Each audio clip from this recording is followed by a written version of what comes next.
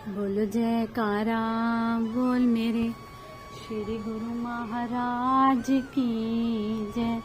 श्री अमर ज्योति दर्शन ग्रंथ विदेश यात्रा सन 1988 यात्रा महापुरुषों की अद्भुत करनी व महामहिमा को जीव बुद्धि भला कहाँ समझ सकती है। सेवकों के प्रति उनके असीम प्रेम व करुणा दया की कोई थाह नहीं पाई जा सकती। अपने सुकोमल तन पर अनेकों कष्ट सहन करके भी महापुरुष सेवकों को मन माया की दास्ता के अत्यंत कष्टदायी दुखों से वे मुक्त कर सच्चा सुख प्रदान करने के लिए निरंतर प्रयत्नशील रहते हैं। इसी हेतु जगह जगह पर विचरण कर उन्हें अपने सदुपदेशों द्वारा जीवन के वास्तविक उद्देश्य से अवगत कराते हैं, आत्मिक कल्याण की ओर अग्रसर करते हैं। भगत यहाँ भी सच्चे दिल से अपने इष्ट देव को पुकारते हैं, उन्हें वहाँ जाना ही पड़ता है। विदेश में रहने वाले गुरुमुखों की विनय स्वीकार कर आपने बम्बई से 30 अगस्त सन 1988 को सर्वप्रथम लंदन की ओर प्रस्थान किया। लंदन शहर श्री सद्गुरुदाता दयाल जी का चरण स्पर्श पाकर निहाल हो गया। ठंडी ठंडी समीर आत्मा में एक अनूठा आनंद भरने लगी। चारों दिशाएं अलौकिक आभा से जगमगा उठी। सुंदर कार में विराजमान होकर महाप्रभु जी ने आश्रम में प्रवेश किया। आश्रम का कन कन उल्लासित होकर प्रभु चरणों की वंदना करने लगा। लंदन वासी भक्तों ने 2 बंगलों को मिलाकर श्री परमहंस अद्वैत मंदिर की स्थापना का कार्य पूर्ण किया था और उसकी 4 दीवारी करके एक मुख्य गेट भी लगा दिया था। प्यारे प्रियतम जी को सम्मुख पाकर प्रेमियों के हृदयगम आनंद मंडल में विचरण करने लगे। जिधर दृष्टि डालो सब और खुशी ही खुशी का वातावरण था। सबकी कुशलता पूछकर और सबको श्री दर्शनों का अमीय पिलाकर आपने यहाँ सेवा की लहर चला दी। बगीचा बनाने हेतु सफाई होने लगी। सभी सेवक जन बड़े उत्साह से सेवा कार्य में भाग लेने लगे। कहाँ पर क्या लगाना है श्री प्रभु जी स्वयं अपनी मौज से बताने लगे। कई दिनों का काम आपकी असीम कृपा से साय समय तक संपन्न हो गया। महाप्रभु जी ने सब प्रेमियों को अपनी मधुर मुस्कान और आशीर्वाद से निहाल कर दिया। रात्रि समय भगत जन श्री दर्शनों के लिए आने लगे। आपने अपने मधुर वचनों में फरमाया, जिस प्रकार एक माली को अपने बाग में भांति भांति के फूलों को खिला हुआ देखकर खुशी होती है, वृक्षों को फलों से लदा हुआ देखकर खुशी होती है, माँ बाप को अपने बच्चों को सुख समृद्धि से भरपूर देखकर खुशी होती है, उससे कई गुना ज्यादा हमें सेवकों को भक्ति से, खुशी से, आनंद से भरपूर हुआ देखकर मिलती है। महापुरुष इस धराधाम पर अवतरित होकर अपनी रूहों की संभाल करते हैं। ये जो जगह जगह पर स्थान बने हैं, श्री परमहंस दयाल जी ने श्री अनंतपुर की इतनी विशाल रचना रचाई है। देश विदेश तक उन्होंने अथक परिश्रम किया है। वह किस लिए? ताकि यहाँ भी संस्कारी रूहें रहती है, वह वहाँ पहुंचकर नाम और भक्ति का लाभ प्राप्त कर सके, सच्ची खुशी प्राप्त कर सके, सच्चा आनंद प्राप्त कर सके। इस प्रकार लंदन वासियों को कृतार्थ कर आपने 5 सितंबर को फ्रांस की राजधानी पेरिस में कृपा की। पेरिस में रहने वाले भगतजन स्वागत हित राह में नैन बिछाए बैठे थे। श्री दर्शन की झलक पाते ही उनके नैनों में अनूठी सी खुशी छा गई। निवास स्थान पर पहुंचकर सब प्रेमी श्री प्रभु जी द्वारा कुशलता पूछे जाने पर आनंद विभोर हो जय जयकार करने लगे। साय समय आप सेवकों संग एक बाग में सैर को निकले।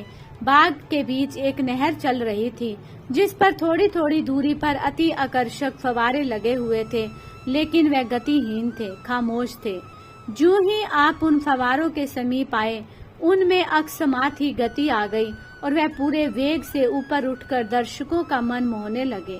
सेवकों ने श्री चरणों में शीश झुका दिया। अन्य उपस्थित लोग भी ये चमत्कार देखकर हैरान हो गए।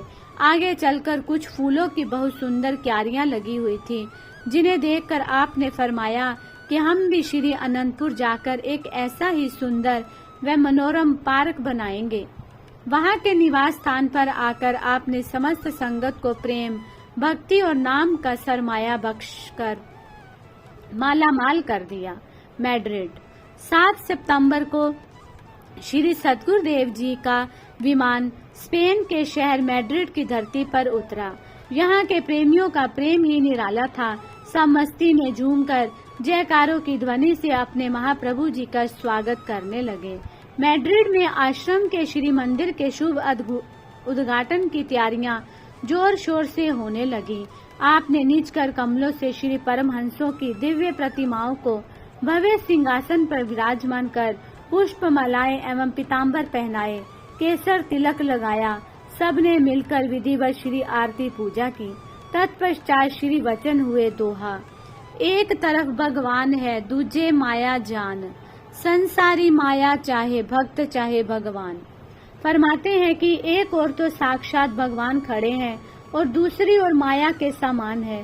देखना ये है कि इनमें से कौन किस चीज का चयन करता है। संसारी मनुष्य जिनका लगाव असत पदार्थों की ओर है, वे तो माया की ही कामना करते हैं।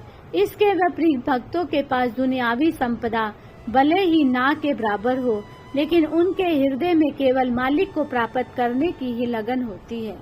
उनके दिल में और कोई भी ख्वाहिश नहीं होती। दोहा, अरब खरब लो धरब है, उदय अस्त लो राज, तुलसी जो निज मरण है, तो आवे कही काज।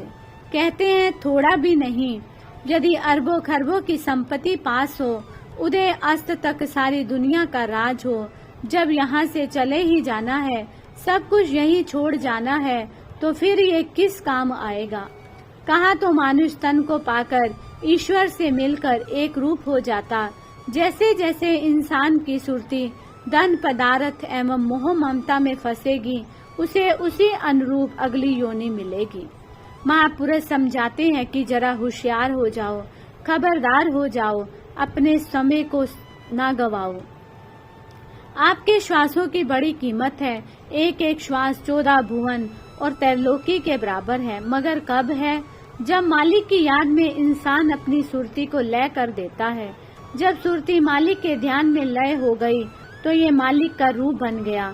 फिर सारी सृष्टि इसकी है, त्रिलोकी भी उसके सामने तुच्छ है। मगर श्वास की कदर करना, इसकी कीमत को समझना, इस जिंदगी का ध्येय समझना, ये सत्पुरुषों की संगत में ही पता चलता है।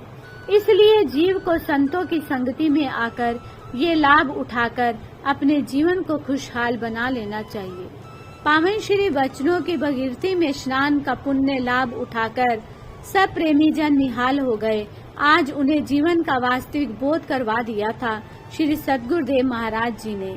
उन्हें भक्ति का लाभ प्रदान कर आपने मलागा की ओर प्रस्थान किया। मलागा श्री सद्गुरुदेव जी महाराज ने मलागा में रहने वाली रूहों को भक्ति का अमृत पिलाने के लिए वहां कृपा फरमाई।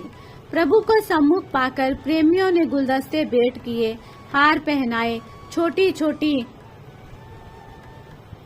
बलाएं एक ही रंग के परिधान पहने हुए सामने आई और उन्होंने आपके स्वागत में प्रेम गीत प्रस्तुत किए। आपने सब पर करुणा दृष्टि डालकर कुशल क्षेम पूछते हुए सबको आशीर्वाद प्रदान कर खुशियों से सराबोर कर दिया। एक दिन आप समुन्दर के तट पर सैर हेतु पधारे। स्पेन के कुछ भगत जन भी साथ थे। उन्होंने बताया कि स्पेन पहले बहुत गरीब देश था, लेकिन आज कठिन परिश्रम करने से ये देश काफी धनवान बन गया है। श्री वचन हुए, लखपति हो चाहे करोड़पति, साथ न कुछ भी जाएगा, साथ चलेगा हरि नाम ही, जो हृदय में बिठलाएगा। चाहे किसी के पास लाखों की संपत्ति है अथवा करोड़ों की, लेकिन ये संपदा अंत में साथ जाने वाली नहीं, यहीं की यहीं धरी रह जाएगी।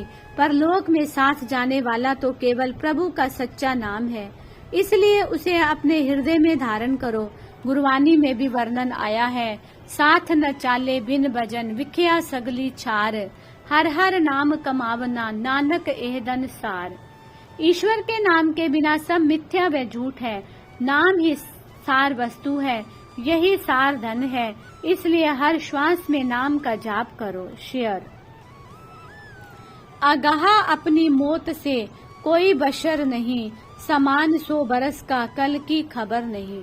महापुरुष चिताते हैं तथा हर पल सचेत करते हैं कि तू दुनिया के मिथ्ये समानों को जोड़ने में अपनी उम्र बर्बाद कर रहा है। न जाने कब काल का बुलावा आ जाए और तू इस जहान से कूच कर जाए। जिंदगी है तो आला, बस गुरुमुख की जिंदगी, समान एक दिन का कल की फिक्र नहीं। कहते हैं कि वास्तविक अर्थों में सुखमयी जिंदगी तो गुरुमुख को ही है। उसके पास केवल एक दिन का ही समान होता है। उसे अपने कल की भी फिक्र नहीं होती। उसके पास नाम की सच्ची दौलत होती है, जिससे वह अपना लोक व परलोक दोनों सवार लेता है। महापुरुष भी यही कहते हैं कि संसार में रहो, संसार के बनकर ना रहो, अर्थात सुरती को मालिक के नाम में जोड़ दो। बस इसी एक युक्ति को अपनाकर जीवन के सच्चे आनंद को पा लो। इन पावन वचनों की अमूल्य दात पाकर प्रेमी धन्य हो गए और हर्षित स्वर से श्री प्रभु जी की जय जयकार बुलाने लगे। इस प्रकार कुछ दिन वहां ठहरकर आप आगे न्यूयॉर्क जाने के लिए एयरपोर्ट पर पधारे। भक्तों ने एक हॉल बुक करवा रखा था। आप एक कुर्सी पर विराजमान हो गए और समस्त संगत पास ही श्री चरणों में बैठ गई। कुछ वचन फरमाकर सबको आपने 10 मिनट के लिए मौन ध्यान में बिठला दिया। उस समय सबको जिन आंतरिक आनंद की अनुभूति हुई, उसका वर्णन सहसों मुख से नहीं किया जा सकता। एयरपोर्ट के ऑफिसर ये अलौकिक दृश्य देखकर अपने भाग्य मनाने लगे कि देवलोक के सभी फरिश्तों के संग भगवान कैसे शोभायमान हो रहे हैं। कौतूहलवश वे भक्त जनों से पूछने लगे कि जिनके मुखमंडल पर विलक्षण तेज है वह कौन है। भक्तों ने कहा कि ये साक्षात पार ब्रह्म हमारे गुरुदेव है। वह भी श्री चरणों में शीश निवा शुभ आशीर्वाद पाकर धन्य हो गए। करुणा सिंधु श्री प्रभु जी ने फिर विमान में विराजमान होकर न्यूयॉर्क में गार्डन सिटी नई कुटिया के भाग्य जगाए। भक्तों ने श्रद्धा प्रेम सहित महाप्रभु जी का भरपूर स्वागत किया। आपने सारी कुटिया का निरीक्षण कर जो कुछ एक कमियां थी उनके बारे में भक्तों को समझाया और उन्हें आदेश दिया कि ये सब काम पूर्ण करके रखना। हम शीघ्र ही यहाँ वापस लौटेंगे। एक रात वहाँ कृपा फरमाकर आप टोरंटो के लिए रवाना हो गए। टोरंटो एयरपोर्ट पर भक्तों ने जब हृदयदार श्री सद्गुरुदेव जी दातार के दर्शन पाए तो उनका रोम रोम खुशियों से परमुदित हो उठा। आपकी प्रेम भरी दृष्टि पाकर सब अपने तन बदन की सुध बुध बुला बैठे। सुसज्जित कार में विराजमान होकर आप आश्रम में पहुँचे। रंग बिरंगे फूलों से सुशोभित आश्रम की शोभा देखते ही बनती थी। आपके पावन चरण कमलों का स्पर्श पाकर उसका कन कन खुशियों में झूम उठा। प्रेमियों ने शुभ अभिनंदन के उपलक्ष्य में प्रेम व खुशियों के गीत गाए। श्री वचन हुए, इस जगत में वही इंसान महान है जिसने आत्म ज्ञान को पाकर अपनी जीवात्मा का कल्याण कर लिया। मानव जन्म बहुत दुर्लभ है और ये समय व घड़ियां बहुत अनमोल है। इसलिए इस समय से पूरा लाभ उठाकर प्रत्येक श्वास में नाम की कमाई करो, जिससे तुम्हारा परलोक सवर जाए। जीव को सत्पुरुषों का संग बहुत पुण्य कर्मों से प्राप्त होता है। सत्संग में आकर जीव पर भक्ति का रंग चढ़ता है। जो सदा इस रंग में मन को रंगे रखता है उसके तीनों ताप दूर हो जाते हैं, दुख चकनाचूर हो जाते हैं। श्री वचनों की अमूल्य दात और शुभ आशीर्वाद पाकर प्रेमी जन निहाल हो गए और महाप्रभु जी के उपकारों का गायन करते हुए हार्दिक धन्यवाद करने लगे।